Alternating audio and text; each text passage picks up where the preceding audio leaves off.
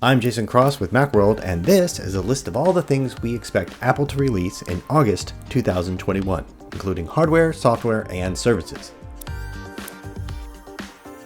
We don't expect any new hardware this month, but then we didn't expect any in July, and Apple surprised us by releasing the MagSafe battery pack. So you never know for sure, but we really don't expect any new hardware until September, when Apple will probably announce new iPhones, Apple Watch, and maybe some other new stuff like AirPods. On the software front, it appears that Apple may be done with iOS 14 and macOS 11. Apple released iOS 14.7 and macOS 11.5 in July, then followed on with a small security and bug fix patch, but there really is no beta of iOS 14.8 or macOS 11.6. So, in August, it's all about the beta releases of iOS 15, macOS 12, and all the rest. We'll probably get something like 2 new beta updates with a handful of tweaks and touch-ups as Apple prepares these operating systems for release in September. Just visit beta.apple.com to register your device if you want to try them out. When it comes to services, keep an eye out in late August for a set of features celebrating the US national parks. For the last few years, Apple has celebrated the national parks across its ecosystem.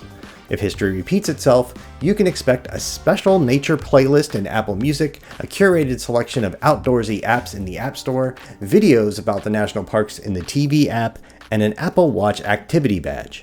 On Apple TV Plus, there are only 3 new releases in August. Mr. Corman is sort of a dark comedy drama series about a 5th grade teacher with unfulfilled dreams. It stars and was written by Joseph Gordon-Levitt and lands on August 6th. Coda is an indie film about a high school senior with 2 deaf parents.